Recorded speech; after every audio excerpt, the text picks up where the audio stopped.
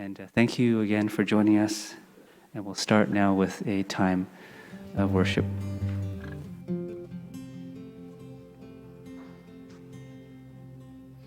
You will stay true even when the lies come. Your word remains truth even when my thoughts don't line up. And I will stand tall on each promise you made. Let the rest fade away. There's a peace far beyond all understanding. May it ever set my heart at ease. Dare anxiety come, I'll remember that peace is a promise you keep. And peace is a promise you keep. You will stay true even in the chaos. Your word remains truth even when my mind wreaks havoc. And I will be still, for I've known all along, my Jehovah Shalom. There's a peace far beyond all understanding. May it ever set my heart at ease. What anxiety fails to remember is peace is a promise you keep. Peace is a promise you keep.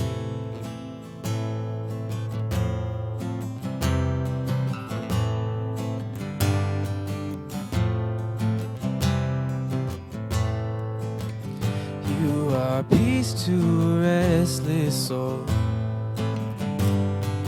Peace when my thoughts wage war. Peace when I lose control. That's who you are. That's who you are. You are peace when my fear takes hold. Peace when I feel enclosed. Peace when I lose control. That's who you are. That's who you are. I found peace far beyond all understanding. Let it flow when my mind's under siege. All anxiety bows in the presence of Jesus, the keeper of peace. And peace is a promise he keeps.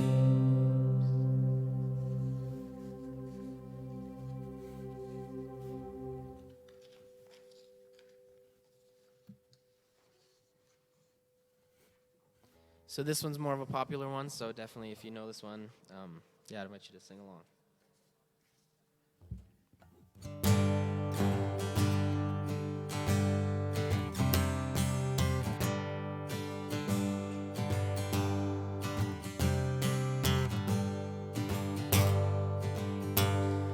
And I searched the world,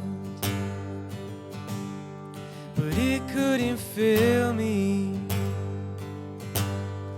Man's empty praise and treasures that fade are never enough. Then you came along and put me back together, and every desire is now satisfied here in your love. Oh, there's nothing better than you. Oh, there's nothing better than you, Lord. There's nothing, nothing is better than you. And I'm not afraid. And I'm not afraid. show you my weakness, my failures and flaws. Lord, you've seen them all, and you still call me friend. 'Cause the God of the mountain is the God of the valley, and there's not a place your mercy and grace won't find me again.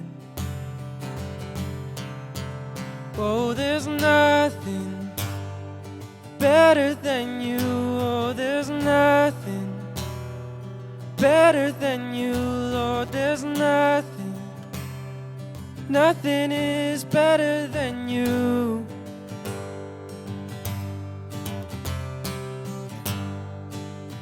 You turn mourning. You turn mourning to dancing. You give beauty for ashes. You turn shame into glory. You're the only one who can. You turn graves into gardens. You turn bones into armies. You turn seas into highways. You're the only one who can. You're the only one who can. Oh, there's nothing better than you. Oh, there's nothing better than you. Oh, there's nothing, nothing is better than you. Oh, there's nothing better than you.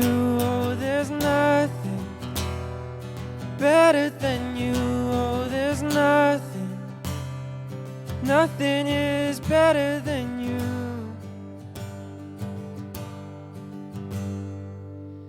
And then sings my soul, my Savior God, to thee. How great thou art, how great thou art. Then sings my soul, my Savior God, to thee. How great thou art, how great thou art. Then sings my soul, my Savior God, to thee. How great thou art,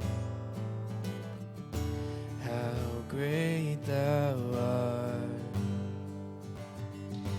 Then sings my soul, my Savior God, to thee. How great thou art, how great thou art.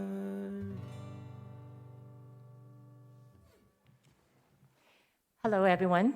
My name is Liza Choi. I'm the Interim Associate Dean of the Faculty of Health, Community, and Education of Memorial University, MRU. We, from the School of Nursing and Midwifery, would like to share our collective thoughts and reflection of Andrew in his years being a student leader and prominent alumnus. When I reached out to my colleagues, my fellow faculty members sent me their thoughts that I would like to share with you all. From Stephanie Saddle, Associate Professor of Nursing. Andrew was one of the quiet students in my first year health assessment class. He didn't really talk much, but I knew that he was the strong, silent type when he aced his midterm. He was friends with everyone. I admired his grace even then. Fast forward a few years, and Andrew was in my office again, this time while taking Acute Critical Care Nursing, ACCN courses, as president of Students Association of Monroe University, MRU, SAMU. We always had thoughtful discussion about renal failure and brain injury, as Andrew would tell me about the patients he had been taking care of. He was always a good listener and took feedback well. He was a good person. And I'm glad that I knew him, both as a student and a colleague. He made this world a better place. From Lynn Hadley, Assistant Professor of Nursing, and Lisa Sample, Associate Professor of Nursing. Both remarked on Andrew's significant contributions to the philosophical framework and Bachelor of Nursing curriculum committees, respectively. They saw Andrew's kindness, drive, and leadership. From Genevieve Curry, Associate Professor of Nursing. I taught Andrew in one of his third-year specialty theory courses. Andrew was always respectful with others and was interested in learning. I continued to connect with him for several years in leadership committee within the School of Nursing and our larger faculty. Andrew demonstrated commitment, enthusiasm, and passion for nursing and leadership. He continued to contribute to the larger university and community, as well as in the redevelopment of our curriculum within nursing as an alumni. I so appreciated his input and his generosity with his time and talents. I will miss him dearly. To his family and friends, I'm so sorry for your loss. From Kathy Carter-Snell, Professor, School of Nursing and Midwifery. I first met Andrew when he was a first-year student and volunteered to be on our research committee. Since that time, I have had the honor to work with him on many committees and projects. He was always insightful, attentive to details, kind, gentle, and compassionate, as well as strong advocate for nursing and students.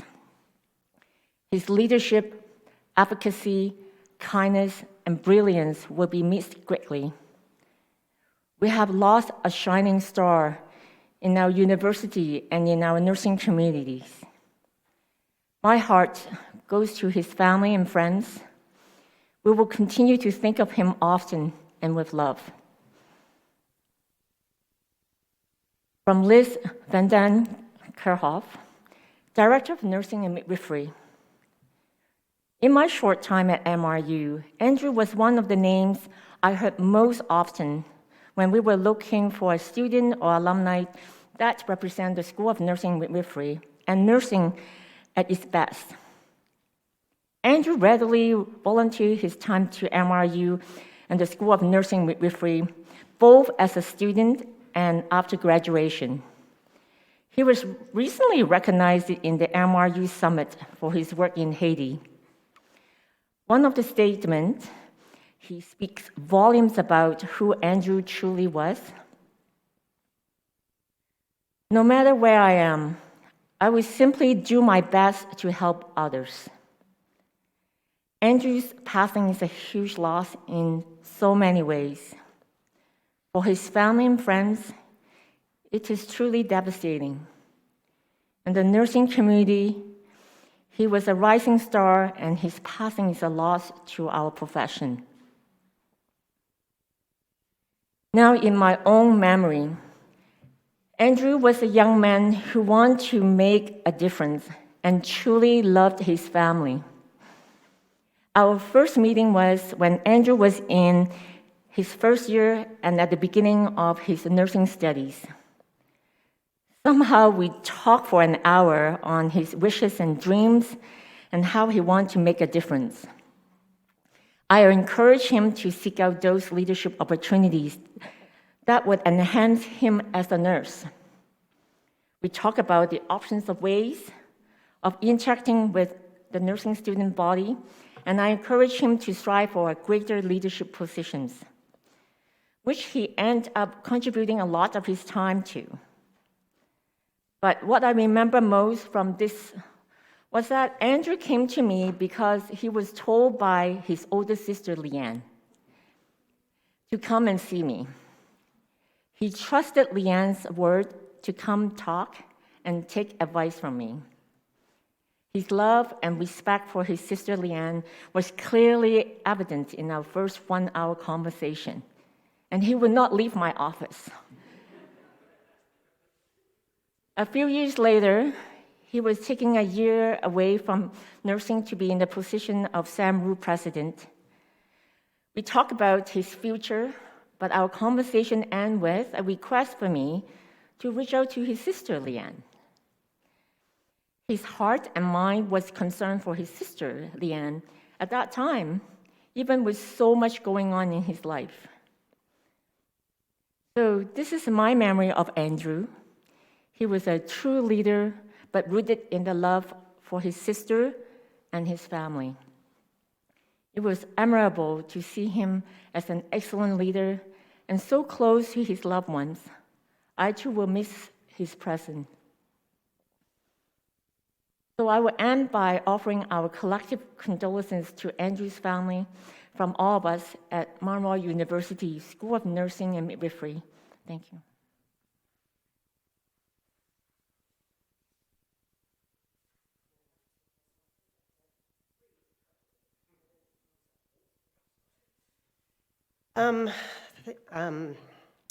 My name's Joan, and I was the ICU coordinator of the ACCM program.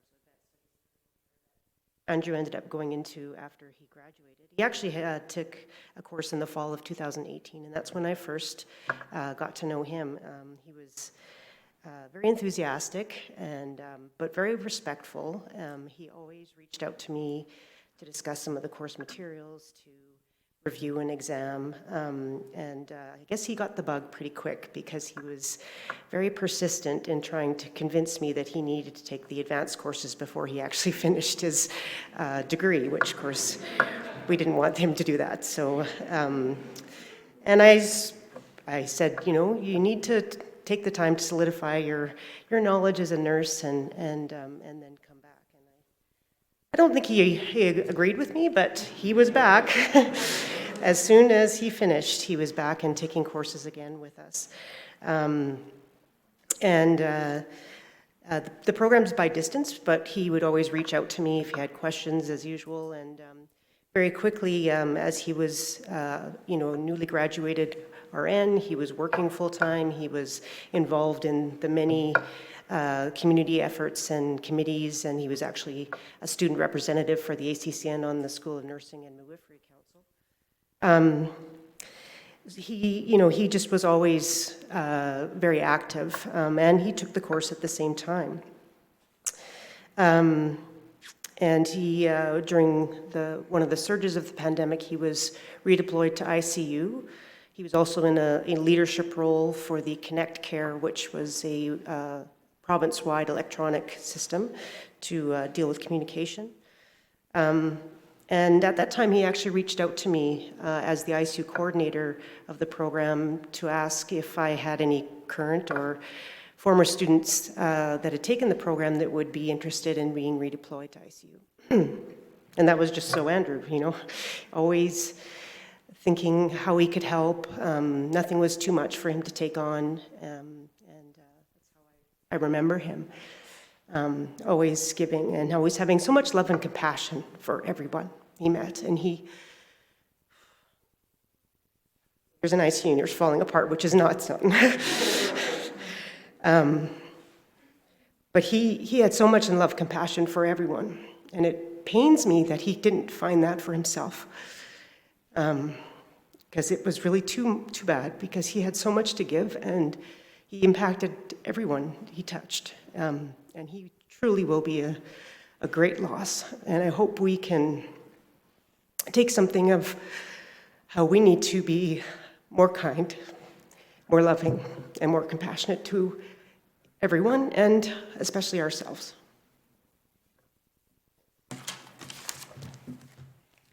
Hello, everyone. My name is Andrea Kennedy. I teach nursing at Waal University, and I'm one of many professors who have had the privilege and honor of learning with Andrew over time. And so I'd like to share a tribute with you and perhaps a few stories about Andrew that you may not know, and some lessons that I've learned from my connection with him since 2015. And so Andrew and I first met in 2015. I put out a call for a student representative to be part of what we called a nursing scholarship committee. And Andrew showed up, really enthusiastic. And within a couple minutes, he quickly identified, he went, "Whoa, just a second. I thought this meeting was about like student scholarships funding." And we went, "No, this meeting is about like scholarship research." And I said, "Oh, I was so worried, maybe you wouldn't stay." And he said, "I'm going to stay for the meeting." And he said, "But, really, we got to change the name of this committee because it's misleading." So I really appreciated him, being able to so kindly and constructively critique immediately. But he stayed for the meeting, and during that time, like afterwards, he had a great big smile, and he said, "The work you're doing here isn't what I thought I signed up for, but now I'm super interested to learn about this, and I want to help out." And so that was my initial connect with Andrew. But what I would say too is that on reflection, is that that's how he just kept showing up, and that his way of being in the world, was very much about showing up with an open mind and a generous heart, to consistently help others in really unexpected ways. For him just to go, "Yeah, I'm going to learn, and that's curious, and I'm going to help out." And again, with a really soulful, beautiful heart. And so Andrew would refer to me as his teacher, but I have actually never taught him in the classroom. I mentored him actually from that time. And I would say along the way, we became co-mentors for each other.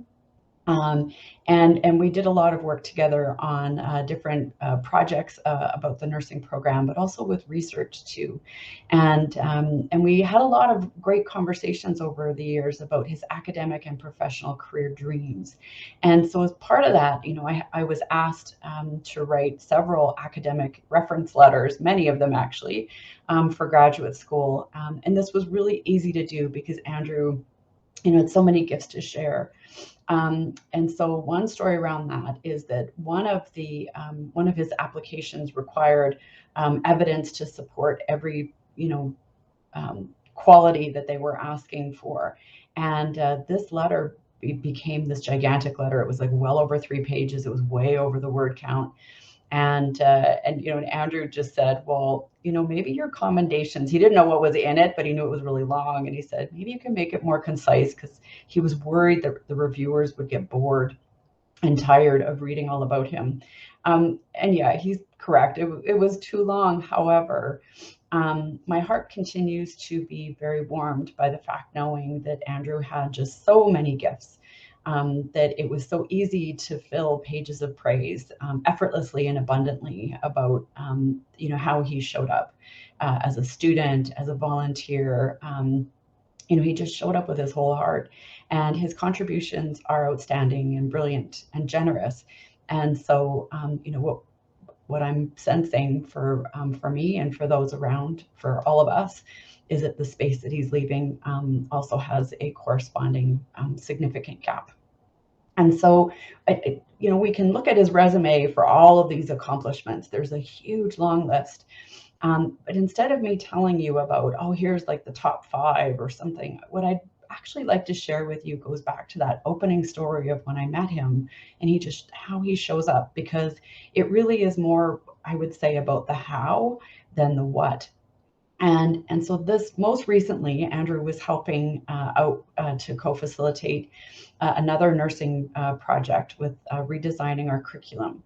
And he shows up in this way with this super deep listening skills, that opens up this space for people to realize the importance of an empowered student voice and the importance of an empowered, new grad. And had this amazing gift, right, of being so delightful and joyful about his work, and at the same time being able to really hold us in a space that that really supported, like, that this is important work that we need to pursue.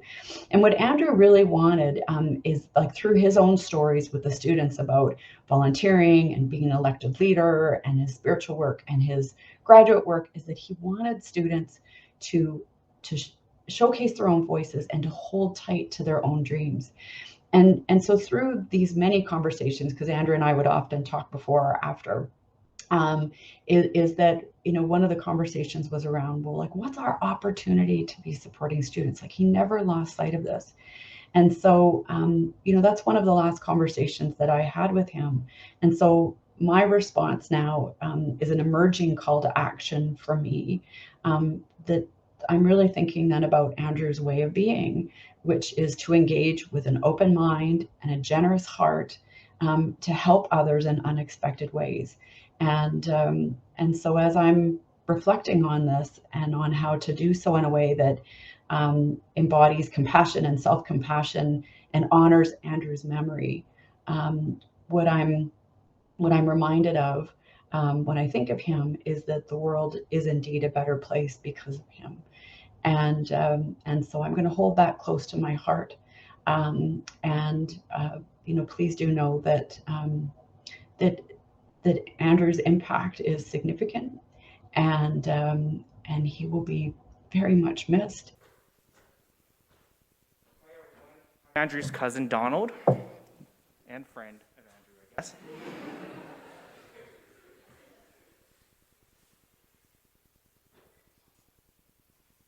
Andrew and I have always been very similar. I called him Little Donnie when he was younger. He always had the same appearance as me. We look back at our pictures and we look pretty much identical growing up. He would often show up to family gatherings in suits, and that was something that I did when I was younger as well.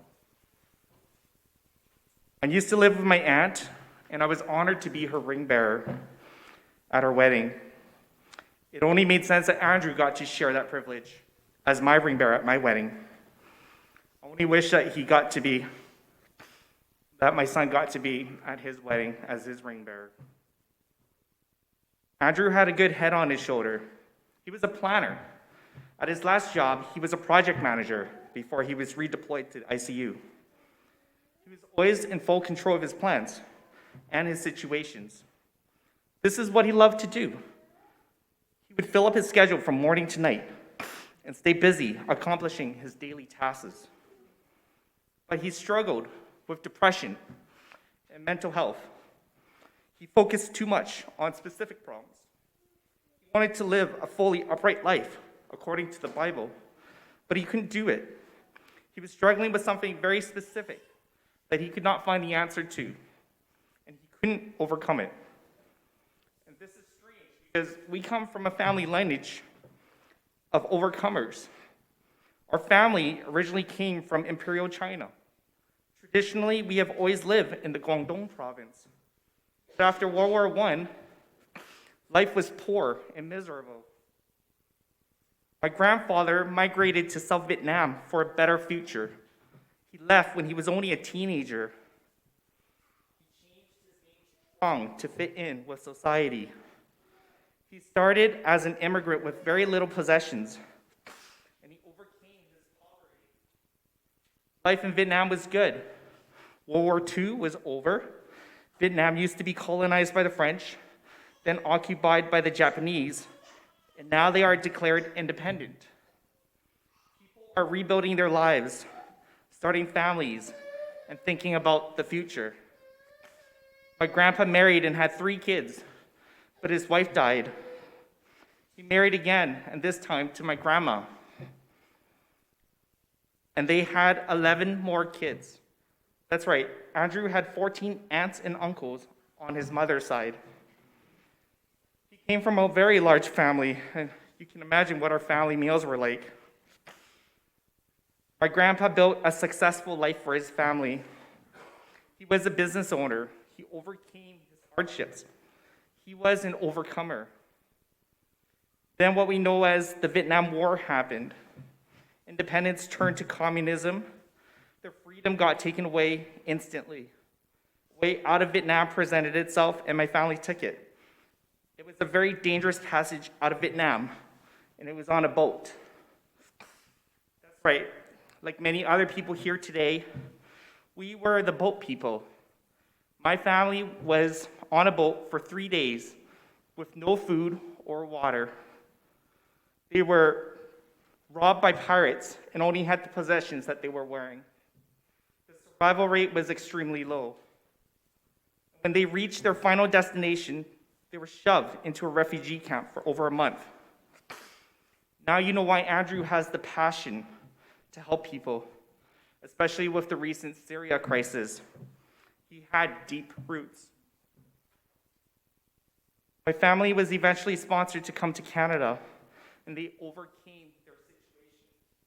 They were overcomers. They rebuilt their lives. My aunt, she received Christ, and she was born again. She started to join a church and transform her life with Christian values.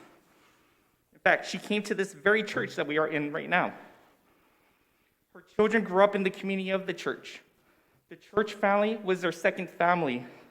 And from what I can tell, everyone is still very close today. My aunt became a business owner and she opened a hair salon. She sent her kids to Heritage Christian Academy. They were living the Canadian dream. She overcame her struggles. She is an overcomer. And I remember when Andrew learned to play piano, and I was there recording his first Suzuki School of Music recital at MRU. He was so nervous, but you know what? He nailed Twinkle, Twinkle, Little Star, right? Even at an early age, he was just like his family. He took on hard tasks and overcame. He too was an overcomer. And from all the accomplishments that we've heard about him, he overcame many obstacles. So why did Andrew struggle so much?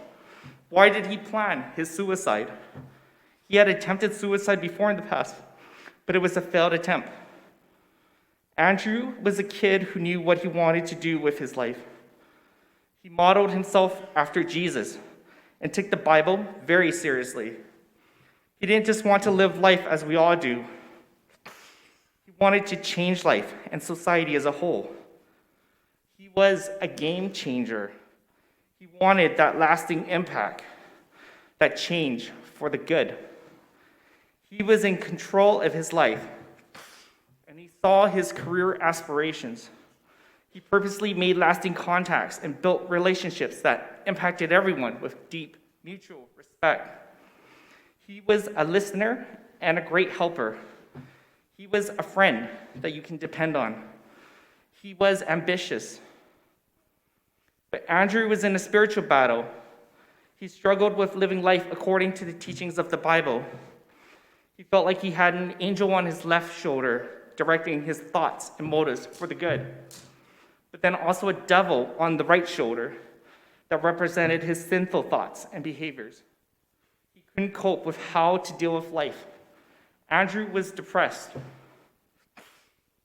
And the thing you need to understand about depression and mental health is that not everybody handles it the same. A lot of us are able to logically work our way out of it, like many of my family of overcomers. But for some of us, and myself included, we go down that deep tunnel in which we don't know how to get out of it. We don't see any exits that will let us out of it. We can hide our true thoughts and feelings behind a mask, as if nothing is wrong.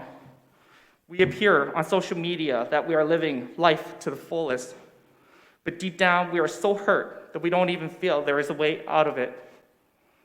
We don't have enough fun in our lives to snap out of it. We can spend an entire day busy from sunup until sundown, but as soon as we are alone, these thoughts bring us back to that dark place. And unfortunately, Andrew chose to end his misery. As he puts in his last note to us, he can now be able to be who he truly was with the Lord. A lot of us are hurt by Andrew's selfish action. We are the ones left behind. We are the ones suffering now while he is in paradise. He knew that he loved God more than anything else in the world.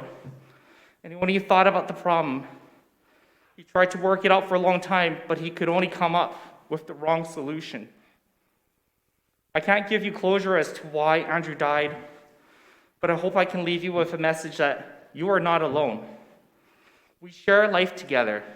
We are a community with each other, with family, friends, and coworkers. No matter what struggles you face in this life, no problem is too great.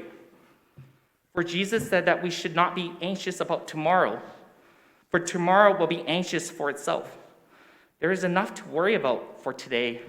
So just deal with your problems day by day and talk to people. Share your feelings with people you trust. If you are not sure how they would react, just take a chance. Have courage and be bold. You might feel that their judgment and reaction might be too frightening and that the tribulation might be just too great. But once you tell someone, that weight will be lifted off of your shoulders. You won't have to share that burden alone anymore. And now you can live free from having to hide that burden. Handle your burdens day by day. Become an overcomer and live every day to the fullest.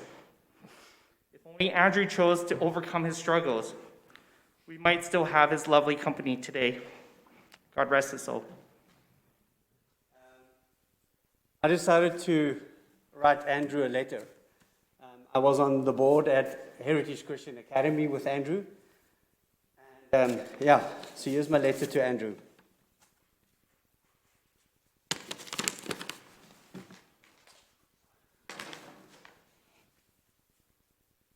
Andrew, we welcomed you onto the HCA school board as a mature and wise leader beyond your peers. I remember many times you took in detail and brought thoughtful, discerning direction to our board.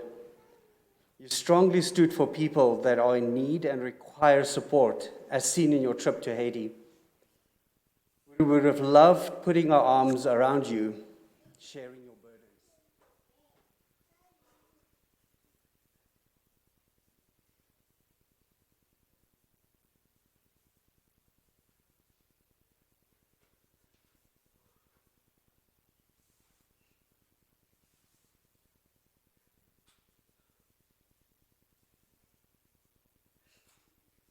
My friend.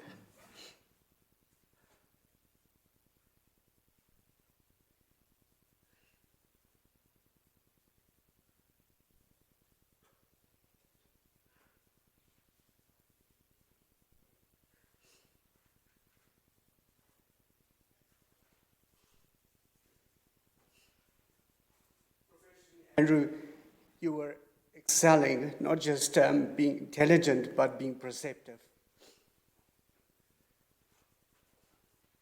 By the way, you just were adding things.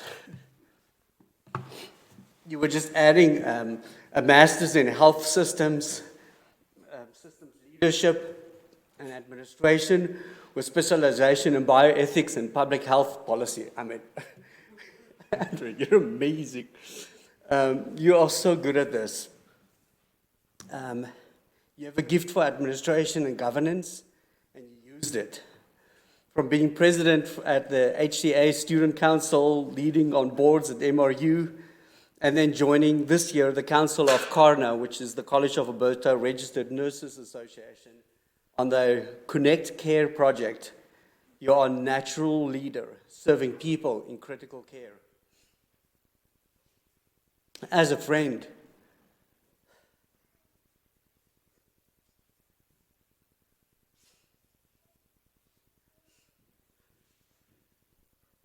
I still see your great smile from the heart.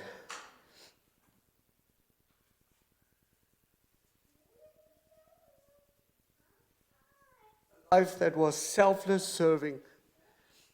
During one board meeting, you were on call to be support for others that needed someone to talk to. Taking care of the broken wings. diligence even stretched when Leanne got married, and you still joined the board meeting via Zoom. Committed. He was always there. I recall your words from your graduation at HCA in 2015 in the handbook. This year's theme or question of who are you has been answered. You are here to worship God, and we are here to do it together. We have waited, prayed, and checked off the days in our calendar, and the end finally arrived. Ending your letter with, "Fight the good fight." Andrew, you fought well. In your book, you said, "As I reflect on who I've grown to become, I'd like to give all honor, glory, and praise to God, who has poured his strength and blessing over me since I was born. Mom and Dad, thank you for your support and for raising me in a Christian home, which taught me always grow closer to God." Andrew, you graduated well from life. Now, and without a burden, sing praise to Jesus and bring glory to him where you're at. Some thoughts from your friends and in leadership. He brought a joyful and wise perspective to our discussions. His quiet, thoughtful, and confident nature was greatly appreciated. He was always kind, encouraging, and tactful in his conversations. He was driven and a world changer. Anne. I remember Andrew as a young and inspiring leader who showed his profound kindness and dedication to the school through volunteering on the society board. I look forward to Andrew's insights and comments as he nearly always casts his perception into areas that others would forget. And this unique perspective really helped the rest of us to choose the right path forward for the school. Bruce. I have fond memories of spending time with Andrew, where we laughed a lot and had a great time. He's such a good guy. Ben. Andrew is a friend and a dear brother to me, first and foremost. Smart and articulate, passionate and committed when given a task, very reliable. Edwin. In all my interactions with Andrew, he radiated Christ.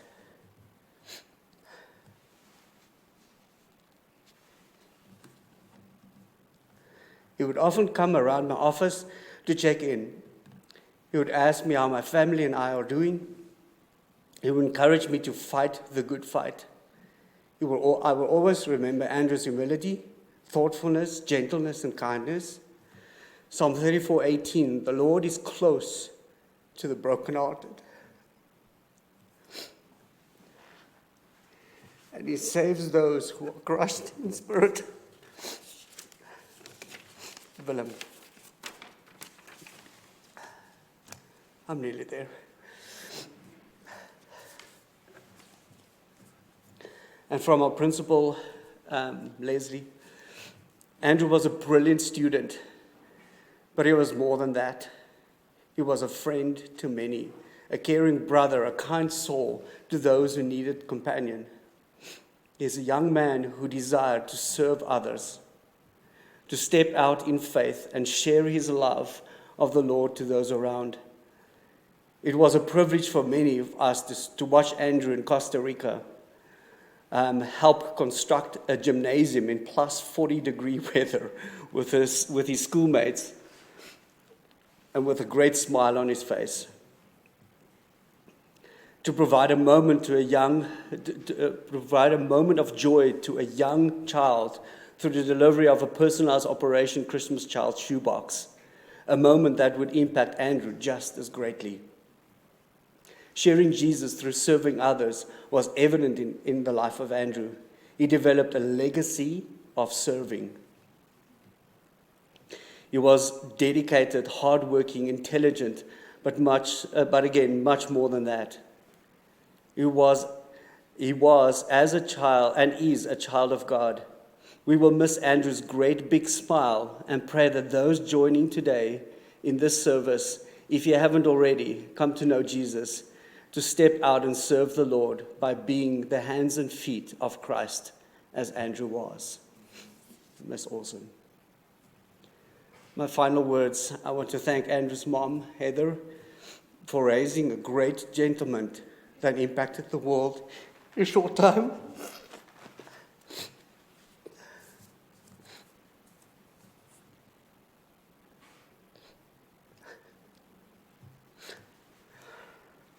My comfort comes from our Father's word in Isaiah 40, verse 11. He will feed the flock like a shepherd. He will carry the lambs in his arms, hold them close to his heart.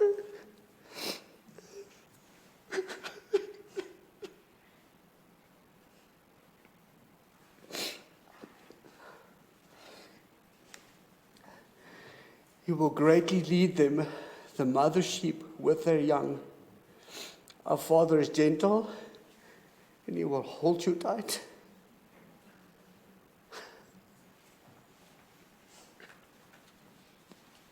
And Andrew, I'll miss you.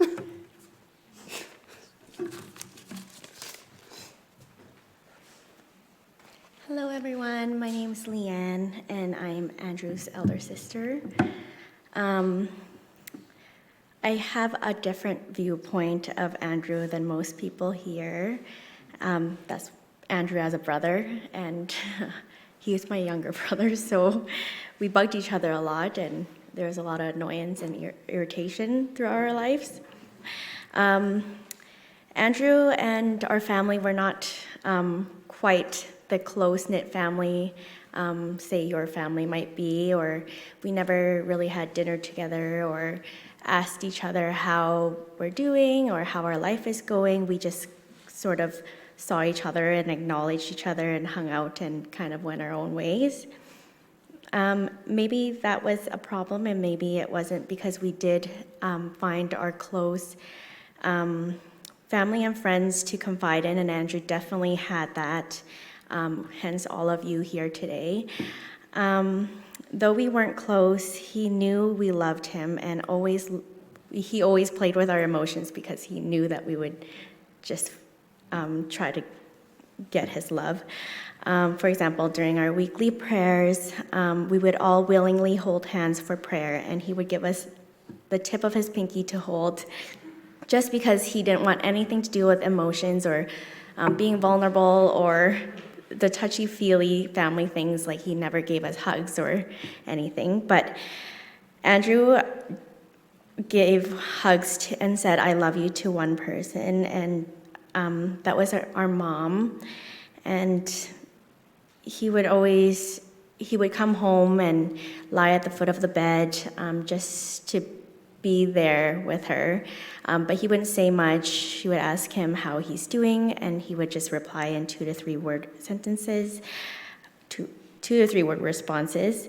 And he really did love my mom, even though he didn't express it as much. He was known as a germaphobe, and if you touch his food with the tip of your fork, he would just be done with his meal, but he would still share a straw and a meal with my mom. Andrew was, I said he was my younger brother, but he was an older brother because of his maturity. He was a lot more mature than I was, and he was my younger sister Lindsay's older brother by age. Everyone can agree that he was the golden child, and a lot of people referred to him as Mr. Mature growing up because of how mature he was. Everything I did, he did extremely better at. He was really great at piano, school, work, church, friendships, and home life. We all sang a little bit, but he was just extremely good at it. If you hit a note on the keyboard, he would know exactly what that note was. He had the perfect pitch, and he was gifted in that. He had many talents, and no one understood how he dealt with so much responsibility in a 24-hour time period. From all who has shared and all that are here, you can see that he has poured so much of his energy into making the world a better place for tomorrow. He was a very intellectual man, always asking the deeper questions, going up to Christian clubs at universities to challenge their faith. He was always finding ways to challenge his own faith and kept up on it, always seeking wisdom. And evidently, he placed God above all. He was too smart for his own good, which led him to the struggle of his mind. He was one who exerted all his energy to graciously speak to people outside of home, but at home was when he rested with minimal words. We would find him coming home for that short 30 minutes watching his favorite TV show, Modern Family, not a documentary as you would think. And it's like he was starving by the time he got home. He would always have a huge bowl of homemade food that could feed 4 people. Or you could find him on the couch trying to take a nap as we're like yelling at each other or being a loud household. Andrew was a person that kept to himself. You would find him shoveling snow at 2 a.m. because it was so still and peaceful and there was not a soul outside. You would never find him lashing out. Instead, he would mischievously pour milk into your favorite potted plant and destroy it by you finding out 3 days later because of the stench. He showed us, me and Lindsay, love with his quick remarks about something we'd say or even randomly coming into a room, standing there for a few seconds, not saying anything, then walking away. We felt his love in the car as he joined in our silliness in drumming, harmonizing, humming, or rapping to all sorts of genres. We especially bonded with him when we interchangeably spoke in broken languages mixed with French, German, Korean, Vietnamese with each other so that no one around us would understand. The last person he saw was my mom, patting her on the shoulder on December 17th at 10 p.m., saying goodbye. My mom chased after him that night to the door, something she never did, calling out to him to eat first, to make sure that he comes home safely and to not come home too late. With that, he drove off by himself, and it was him and God. Andrew, we really miss you so much, and my heart is aching to know how hard you've worked until the day you pass. No one will deny how bright and brilliant you were. Your caring heart will not be forgotten. You cared for our 98-year-old grandpa until your last day. Knowing Dad was away, your last message to us was to FaceTime with Grandpa.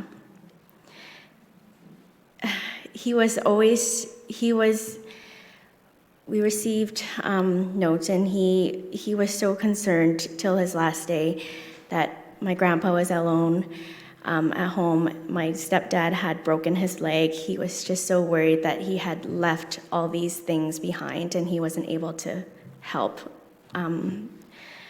So his heart was still like so compassionate for others. Andrew, you would have been the best uncle to our kids because everyone knows how much kids loved and feared you. You just bonded with kids, with anyone from ages 0 to 100. To everyone else, I know you're feeling confused and angry and just very hurt and a lot of survivor's guilt. There are so many questions, and I feel the same way. So many things that we could have done for Andrew in his life, or on the day he chose to leave. Andrew was evidently deeply loved, and we are all grieving together. God is loving and a gracious God. Have him be your main source of comfort and peace. My family is praying for you all. We love you, Andrew. I'm just going to get my friend, who is also a friend of Andrew, to just translate it in Vietnamese for the Vietnamese speaking here. Dạ, xin chào mọi người. Con tên là Linh An, con là chị hai của Andrew. Con có một chút quan niệm về Andrew khác với khoảng mọi người ở đây, tại vì Andrew là em ruột của con. Thật sự lớn lên, tụi con không có thân với nhau lắm. Tụi con hay gặp nhau, nói hi, rồi đi về hay là đi vô phòng của tụi con. Có thể đó là lý do tụi con không có gần gũi với nhau để chia sẻ với Andrew. Mà con biết Andrew tìm được bạn ở ngoài để Andrew nói chuyện với và chia sẻ với. Dầu tụi con không có gần gũi với nhau, Andrew biết là tụi con thương Andrew nhiều lắm. Andrew thì hiện là một người rất là trưởng thành. Ở nhà, Andrew là trai cưng của mẹ. Mẹ của tụi con là người duy nhất ở trong nhà mà Andrew sẽ ôm và bày tỏ tình thương với. Andrew không thích người ta đụng mình hay là đụng đồ ăn của Andrew, mà mẹ con là người duy nhất mà Andrew cho ăn với hay là đụng vào Andrew hay là ôm Andrew. Khi Andrew đi học hay là đi làm về, Andrew thường ghé ngang phòng mẹ con để say hi. Rồi Andrew hãy nằm ở trên chân giường của mẹ. Mẹ con hay hỏi, Andrew hôm nay con làm cái gì? Andrew chỉ trả lời 2-3 câu thôi. Khi đó là cách Andrew bày tỏ tình thương. Andrew giống như là anh hai của con. Andrew chỉnh chảnh hơn con nhiều. Andrew cũng lớn hơn Lindsay. Tụi con đồng ý với nhau là Andrew là giỏi nhất ở trong nhà. Lúc học bài hay là đánh đàn, Andrew cũng đánh đàn hay hơn hay là Andrew cũng hát hay hơn. Tụi con ai cũng biết là Andrew hát hay nhất nhà. Tụi con không hiểu sao một người có thể làm được quá nhiều công việc trong 24 tiếng. Andrew rất là tài năng. Andrew là một người rất là thông minh. Andrew rất là yêu mến Chúa. Andrew hay thăm nhà các câu lạc bộ dành cho Christian ở đại học và hay hỏi nhiều câu hỏi về Tin lành.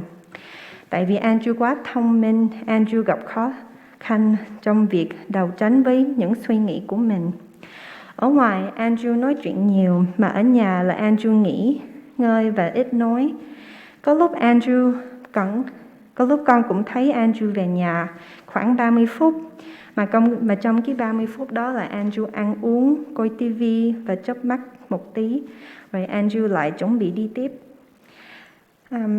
Mà có lúc Andrew ngủ, con thấy Andrew rất là mệt. Andrew là một người riêng cho mình. Có lúc 2 giờ sáng, Andrew đi ra ngoài để xúc tuyết, tại vì giờ đó là yên lặng và yên tĩnh. Lúc mà Andrew giận, Andrew không có la. Andrew lấy sữa và đổ vô cây của tụi con trồng để nó chết. Andrew thích đi vô phòng của tụi con, đứng ở đó và quay lại, bỏ đi không có nói cái gì hết. Có lúc tụi con thấy Andrew thể hiện sự yêu thương của Andrew qua việc hát chung với tụi con ở trong xe. Tụi con hay nói chuyện với nhau bằng nhiều thứ tiếng như là tiếng Việt, tiếng Pháp, tiếng Hàn và tiếng Đức và tiếng Anh. Tụi con hay nói như vậy để mấy người chung quanh tụi con không có hiểu được. Người cuối cùng Andrew gặp là mẹ con. Ngày 17 tháng 2 khoảng 10 giờ, Andrew vỗ vai mẹ con và nói tạm biệt mẹ. Sau đó mẹ con chào thay Andrew và nói với Andrew là con nhớ ăn, đừng có về nhà trễ quá nha. Điều mẹ con không có bao giờ làm. Andrew lấy xe đi, trong lúc đó là chỉ có mình Andrew và Chúa. Andrew chỉ rất là nhớ Andrew và thương Andrew nhiều. Chị rất là đau lòng khi biết Andrew làm nhiều việc trước khi ngày Andrew mất. Andrew chăm sóc ông nội của tụi con cho tới khi ngày Andrew đi. Lời nhắn cuối cùng của Andrew là với con và Lindsay là nhớ gọi cho ông nội via FaceTime. Mọi người sẽ không quên được nhận hậu của Andrew. Andrew sẽ làm một người chú tốt cho mấy cháu của tụi con, tại vì tụi con biết là mấy em rất là thương và tôn trọng Andrew. Với tất cả, con biết mọi người đang cảm thấy thế nào. Có nhiều câu hỏi được đặt ra, giống như là mình có được làm thêm cho Andrew được không? Andrew được mọi người thương rất là nhiều. Chúng ta đều đau buồn cho Andrew. Chúa là đấng yêu thương và nhân từ. Con muốn động viên mọi người hay nương tựa nơi Chúa để tìm sự bình an. Gia đình của tụi con và tất cả đang cho Và tụi con cầu nguyện cho mọi người ở đây, mọi người và tụi con rất là thương Andrew. When we first met Andrew 8 years ago, we saw a lanky young 16-year-old teenager with braces, a big smile, and even bigger aspirations. He had selected our son Matthew as his mentee in the HCA mentorship program, and he needed to meet with us to get our approval for the process. So we politely agreed to the obligatory meeting and thought it was cute that Andrew wanted to build leadership. We had no idea what a gift God had brought into our lives that day. Over the years, Andrew spent more and more time sharing life with Matthew and then Nathan outside of the mentorship program and with us as a family. He was with us for all of our family celebrations, special events, and just quiet dinners at home or out at some amazing new restaurant that he was introducing us to. He became our third son. But I never imagined that this young kid could come and inspire and challenge me personally like he did. Andrew and I would get to talking, and we'd be so deep in the discussion, we wouldn't even realize that we'd been sitting there for 2 hours, or that the rest of the family had slowly disappeared and gone about their business. We talked about life, faith, relationships, school, work, food, missions, you name it, we covered it. Andrew always sought to truly understand the experience and the perspective of others. He had an irresistible and an insatiable desire to learn from everyone and every situation he encountered. And in return, he would challenge me with deep questions that inspired me to think differently, do better, and be better going forward. Andrew showed me that iron sharpens iron, and that we all have a responsibility to challenge, lead, and support each other, regardless of age. He accepted nothing less than excellence from himself, and he didn't lower the bar for the rest of us either. Andrew taught me about relationships, genuine, authentic relationships. I still have no idea how he did it in his jam-packed life, but Andrew always made time for our lunches or coffee connections, and he was so completely engaged when we were together. He never gave the impression that he had somewhere else to be, even though I knew he likely had another lunch, a dinner, a board meeting, a paper to turn in that very night. He taught me to make space in my life and time for the relationships that mattered to me, no matter how busy I thought I was. But what I love most of all as a mother were the moments when Andrew would linger, when he was comfortable,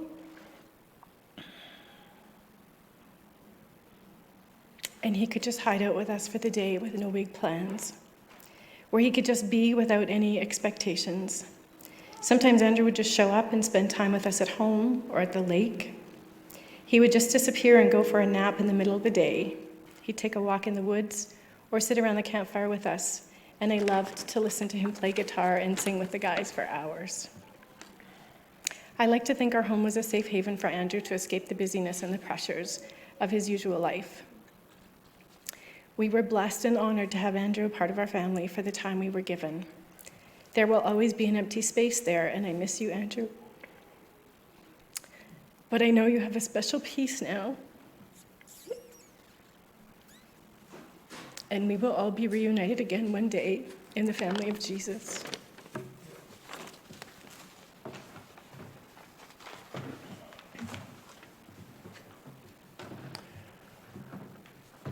Days like today's are hard. And it's very difficult to let go of someone who we love so much.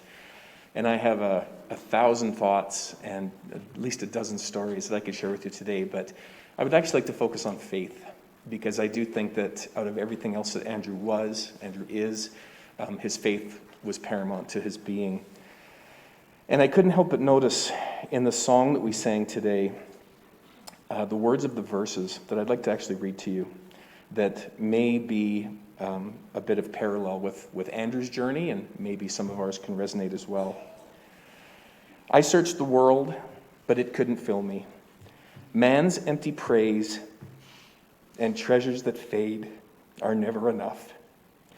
Then you came along and put me back together, and every desire is now satisfied here in your love. I'm not afraid to show you my weakness, my failures and flaws. Lord, you've seen them all, and you still call me friend.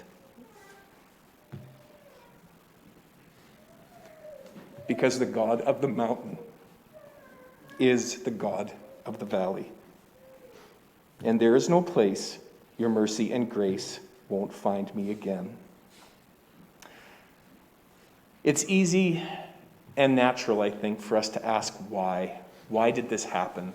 Why did Andrew take his own life? Why did he not reach out to others? And maybe most importantly, why did God take him from us? But I don't feel that God actually took Andrew from us. I believe that God took Andrew to be closer to him. And in that, I hope that that brings you comfort if you're someone of faith. And if not, I just hope that you know that Andrew is at peace. He will be missed. He obviously is loved. And as another speaker had mentioned, this is the time for us to just love each other a little bit more, to hug more, and just to share our thoughts and feelings with others.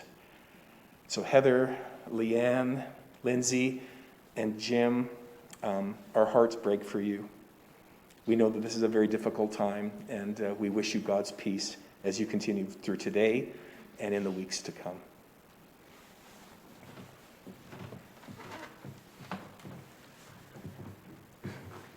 I first met Andrew in the 6th grade. He was like, "Hey, do you want to be my mentee?" And I was like, "I don't really know what that means, but sure, I guess." And he promised me free food, so I don't think I could say no to that. But over the years, I started to realize how different me and Andrew really were. He planned out his days. I was just kind of there, going with the flow. He handed in his assignments on time. I usually waited a week or two just to keep the suspense going. But through all of our differences, me and Andrew really bonded over two things. One was faith, and the other one was food. We both really, really love food, in case you couldn't tell. But over the time, just eating food, something as simple as a meal. I didn't know paying the bill could get so violent. He would always fight me for the bill. I'd be like, no, I got it this time. And it was just off the wire after that. But I've had a lot of influences over the course of my life, a lot of very good people, but there's no doubt in my mind that Andrew was one of the integral pieces that shaped me into the man that I am today. He taught me generosity, always caring for other people, even if it impeded on his plans for the day or if it cost him a little bit of money. He was always ready to throw it away if you needed it. And just his patience, he would wait. If you planned a day and you couldn't make it, he would wait. He'd plan another day. And you just keep doing that until eventually you met each other, or whether it was waking up at 5 a.m. to go get breakfast because you just can't fit it in anywhere else. That's just who Andrew was. And I'm so grateful that I had the chance to get to know him. And he's kind of like the older brother that I never had and always wanted. So, yeah.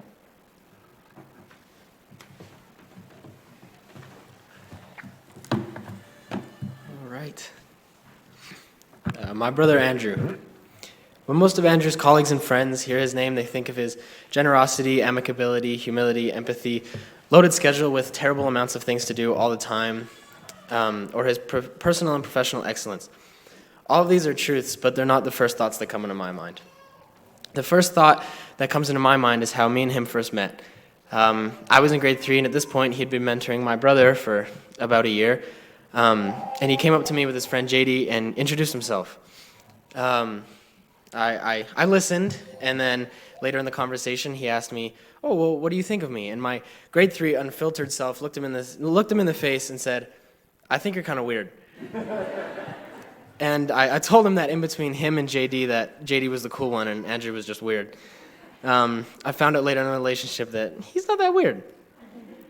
For reasons unseen to me at the time, he still decided to take me under his wing and mentor me after this devastating blow.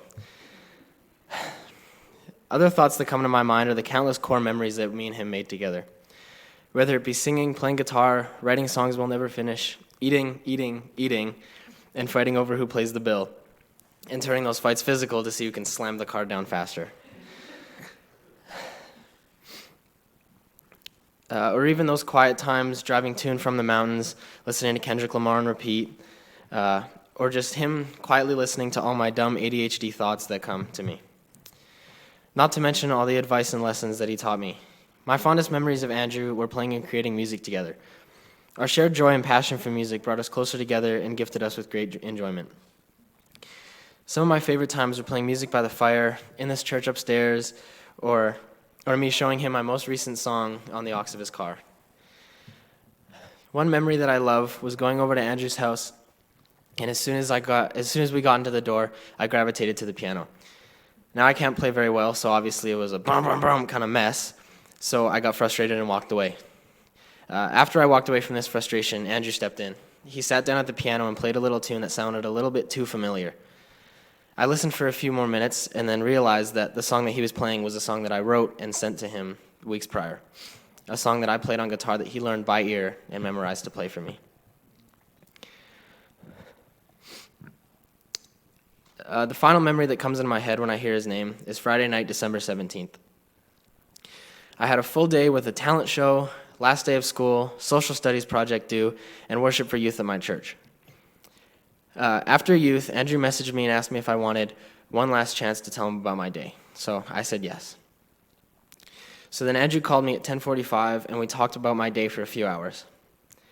I then asked him about his and he told me, no, I just want to hear more about yours. So that was a typical theme for Andrew, always caring for others before himself. So we talked a little bit longer. We ended the conversation when we literally had nothing else to talk about, said one last I love you, he gave me some encouragement, and then we hung up. There's so much more I could say, but there's not enough time or paper. Andrew has always believed in me and my passion for music and showed that by creating with me, giving me honest feedback, and posting my song on his Instagram story and publicly stating how he was so proud and that I did a good job, which meant so much coming from someone so careful with his words. It's hard not to bring anger, regret, frustration, and resentment into this situation, but me and Andrew constantly talked about the pursuit of joy and finding that in God, as ironic as that is in this situation. So I challenge you all to look to the Lord to find peace in this hardship and lean not on your own understanding. Until we meet again, my brother. Thanks.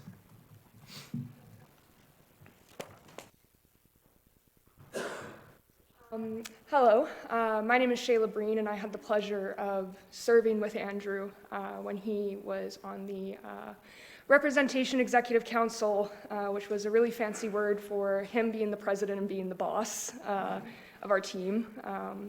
I was serving with him alongside Amanda LeBlanc and Cordelia Snowden, who's also here, and we worked closely with Shifra Gadamseti as well, who was a wonderful mentor to him and really wanted to be here today and sad she couldn't be. So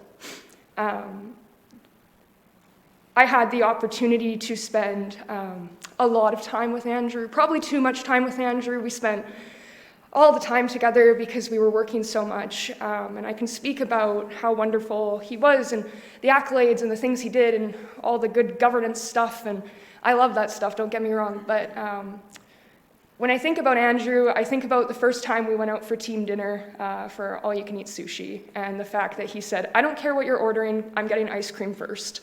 And he sat there and ate his ice cream while we all had sushi, because he really could not care less. And that's what I really appreciated about Andrew. I loved him because he was stubborn. I had conflict with him because he was stubborn, but he was true to what he wanted to do, and I appreciate that. I think a lot about a Christmas card that he had written me. He had written each of us a very long card, and he had bought these gorgeous gifts of things that we had been talking about throughout the year on our different trips that he had picked up behind us without us even realizing. But he wrote me a card, and what he said in the card was to continue to be vulnerable and to continue to share how I felt. And it makes me so sad to know that he felt like he couldn't do that. And so I know he felt so loved and he felt so supported in that role. And it was because of his community and it was because of the people in this room. And he really struggled through it. But he came out on the other end so much stronger. And I was so lucky to have spent the time I did with him. And I know I can speak on behalf of our whole team when I say that it was a difficult time, but we are so grateful. And so when I think about leaving here today, and I think about that vulnerability, I encourage everyone to be vulnerable, to share, to take that time, because that is what he wanted. And so thank you. Hi, everyone. My name is Darien, and I had the opportunity to work with Andrew with the city of Calgary many years ago. But I really had the honor of calling him my friend over the past 2 years. And it's amazing just to be here today. And he just talked so much about his family and how much he loved you. And just wanted to let you know that you were always on his mind. He was a thoughtful friend, always giving, even though you may have to fight him over the bill, as many has talked about. One of the last conversations I had with him was, we talked about legacy. He told me, what do you want, if you were to go today, what would you want people to remember you by? And I would say, to love one another. And I asked him the same question, and he said, to love myself and to always fight any battle. And I had the opportunity to tell him, you've already done that. Truly, as everyone has said, he has left a legacy. Though he may not be here in body, please know he is here in spirit, and we are surrounded by love, and that he has found God. And thank you so much for raising such an incredible son. He's truly a leader, and he will be deeply missed. Thank you.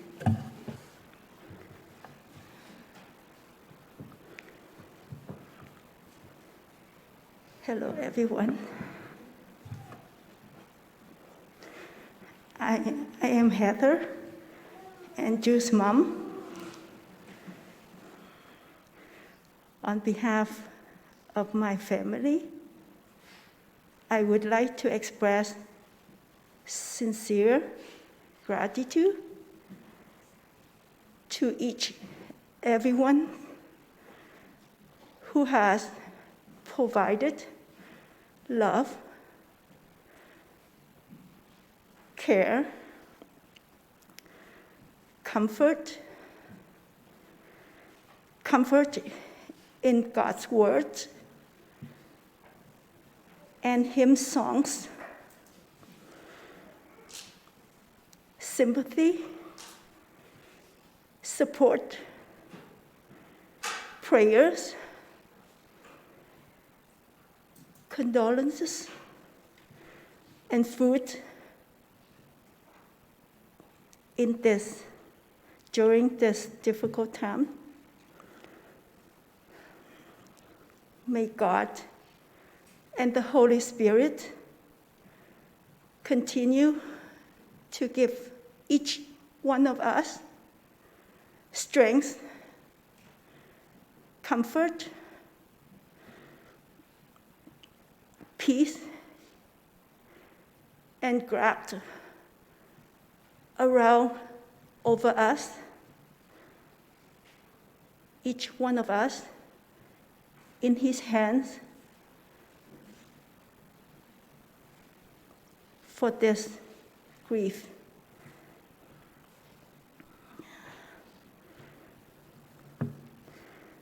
I would like to speak a few words Vietnamese language.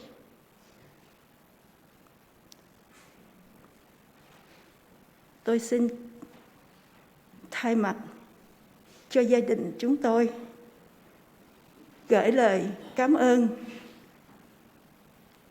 chân thật nhất đến với từng người đã yêu mến, quan tâm, đồng cảm, an ủi, nâng đỡ, an ủi qua lời Chúa, an ủi qua các lời, các bài hát thánh ca. Cầu thay, chia buồn và tiếp trợ thức ăn trong lúc này, trong tình yêu của Chúa. Cầu xin Đức Thánh Linh là đấng an ủi, tiếp tục ban sự an ủi, sự bình an và nắm lấy bàn tay của Ngài trên mỗi một chúng ta trong cơn đau buồn này. Cảm ơn Chúa. Amen.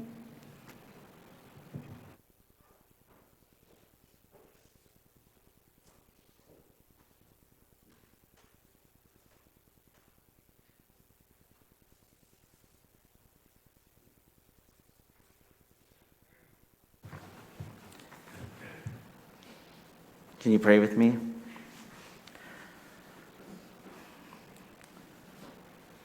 Father, we come before you today, and we're just grateful for the stories that we've heard, how Andrew has inspired people, the impact he has made. But Father, we're also heartbroken. Many of us are sad, confused.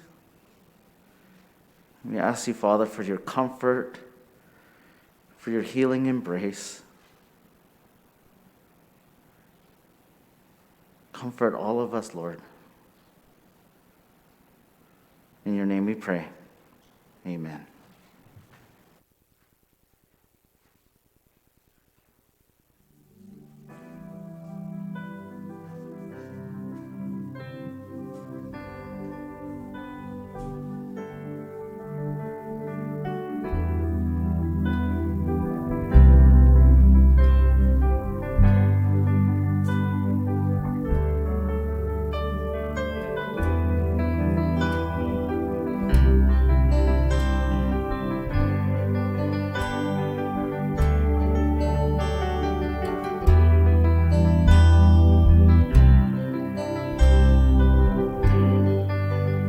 God of Abraham, the God of Abraham, you're the God of covenant, of faithful promises. And time again, you have proven you'll do just what you say. Though the storms may come and the winds may blow, I'll remain steadfast and let my heart learn when you speak a word, it will come to pass. Great is your faithfulness to me. Great is your faithfulness to me.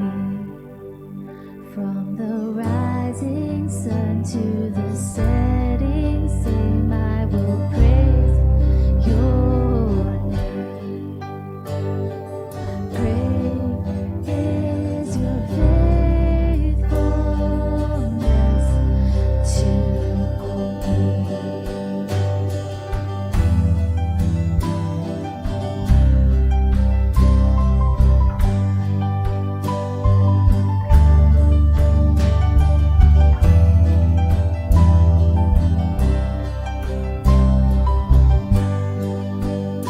God from age to age.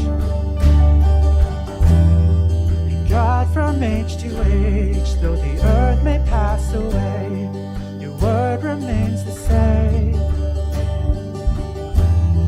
Your history can prove there's nothing you can do, faithful and true.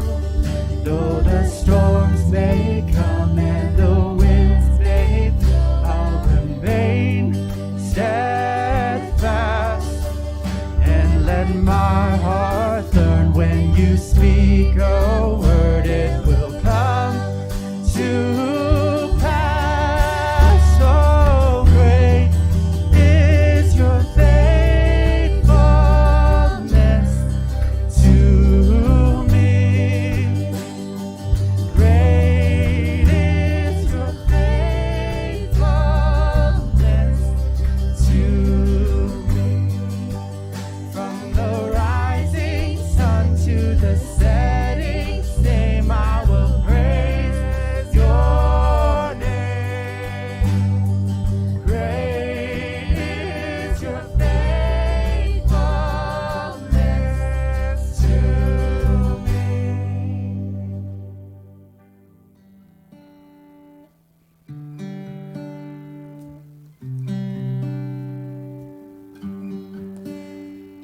how high would I climb mountains if the mountains were where you are? Oh, how far I'd scale the valleys if you graced the other side. Oh, how long have I chased rivers from lowly seas to where they rise, against the rush of grace descending from the source of its supply. In the highlands and the heartache, you're neither more or less inclined.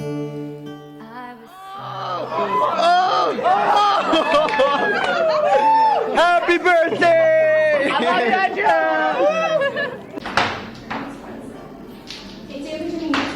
I will praise you on the mountain.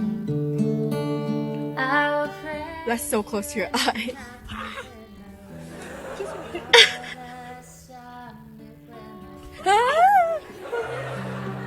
I will praise you in the valleys of the sea. No less God within the shadows, no less faithful when the night leads me astray. You're the heaven where my heart is. How the highlands and the heartaches are the same.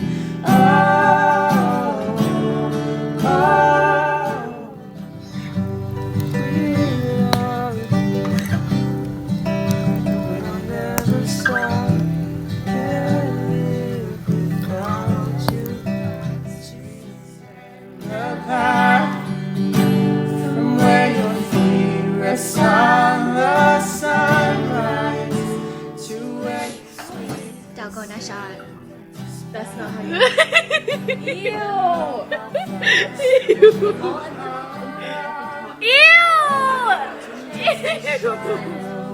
Through the night, trace my steps through all my failures and walk me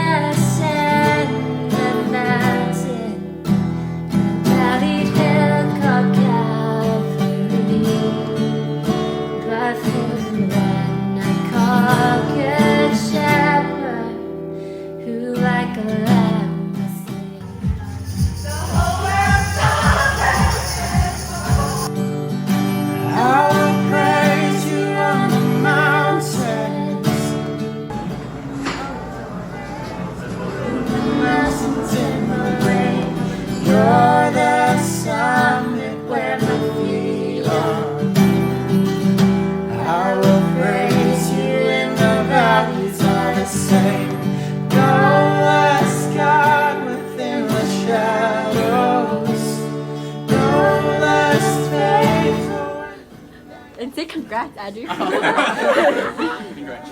Thank you, Mr.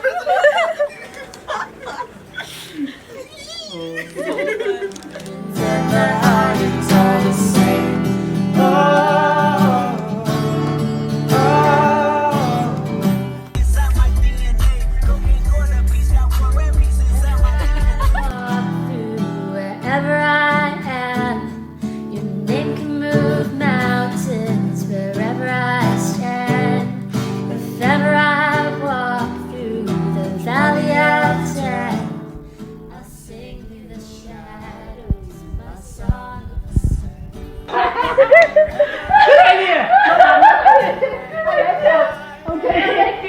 Your name can move mountains wherever I stand. If ever I walk through the valley of death, I'll sing through the shadows my song to sing.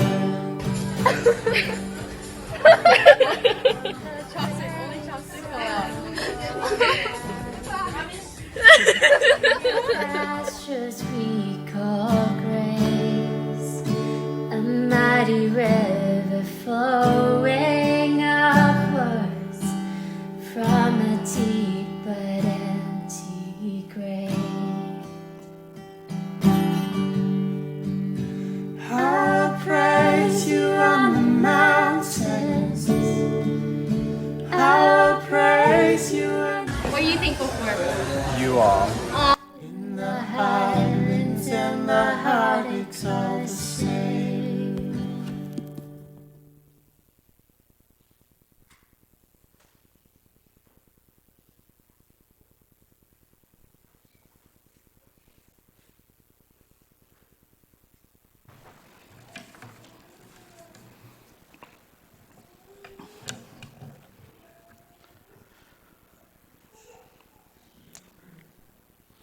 My name's David. If you don't know me, I'm one of the pastors here at our church. I first met Andrew at a camp. I was a camp speaker, and he was one of the first persons that I met. He was so friendly, and he came over and he introduced himself to me. And then I got hired here. And Andrew and I would quite regularly go out for breakfast. And it's funny because like a lot of people are like, oh, we were fighting over the bill all the time. And I was kind of fake fighting over the bill. I'd be like, oh, no, I'll pay for it. Oh, you pay. Okay, well, if you insist, well, if you want. We'd have like great conversations about life. We also played chess. We loved that Netflix show, Queen's Gambit. And every time we talked, we're like, man, that Beth Harmon, she is so cool. Let's play chess? And Andrew would be like, oh, no, I'm not very good. I haven't played since junior high. And I'm like, Andrew, you're lying. You're trying to trick me. But it turned out he was actually telling the truth. I beat him in 4 moves.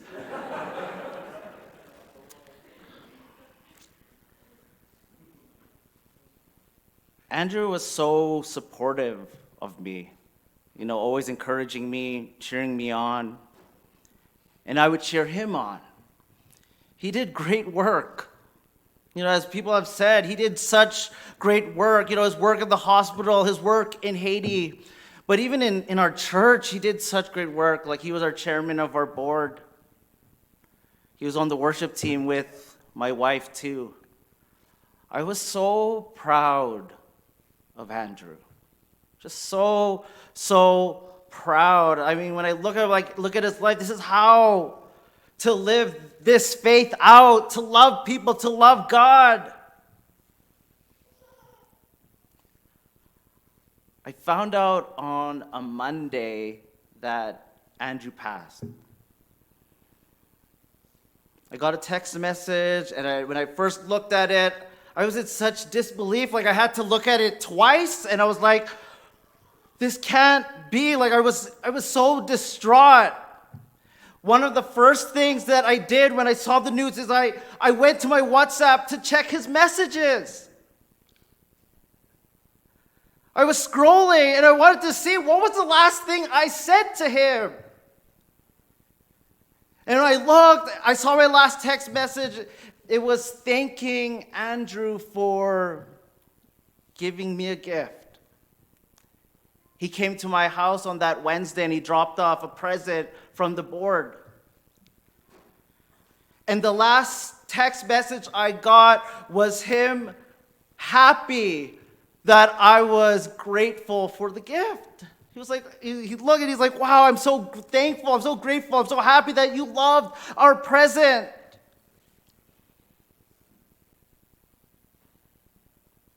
And that was it.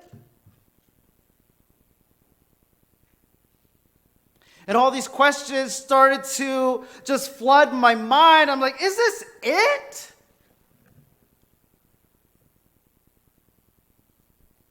Are these the last words I would ever communicate with Andrew? Would I ever talk to him again? Will I ever see him again?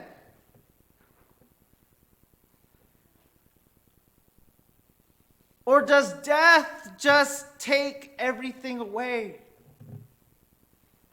Does death just win in the end? Leo Tolstoy, this great Russian writer, he helplessly asked, is there any meaning in my life that the inevitable death awaiting me does not destroy?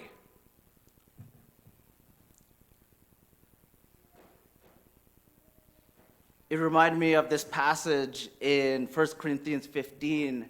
And Paul, he's talking about Jesus' resurrection and how 500 witnesses saw the risen Christ. Yet there was some people who were not convinced. So Paul said that if the resurrection is not true, then we should just enjoy life. Enjoy life as much as we can, because tomorrow we die.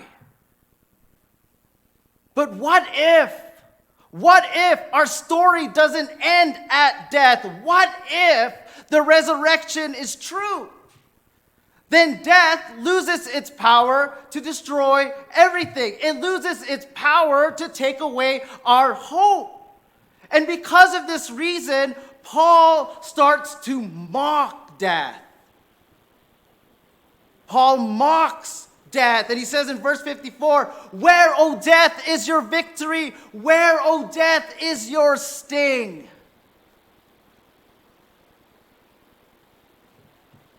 Many of us have reflected on the last thing we said to Andrew. Perhaps there's some of us here wishing we could have said something different. Some of us are reflecting the last time we saw him. Maybe some of us are feeling this guilt, this regret. Like, I wish I saw him again. It would have been so different. I would have hugged him. I would have said I loved him. But if the resurrection is true, and there is an empty tomb, and Jesus did defeat death, and if you believe it, then that last conversation you had with Andrew is not the last. The last time you saw him won't be the last. Because of Jesus, we will get to see Andrew again. For Christians, this is the hope that we have. This is a hope rooted not in good thoughts. It's not a hope rooted in good sounding words, but it's hope rooted in a person, rooted in a real event. This is why we can say to death, just like what Paul said, "Where, O death, is your victory? Where, O death, is your sting?" But thanks be to God, he gives us the victory through our Lord Jesus Christ.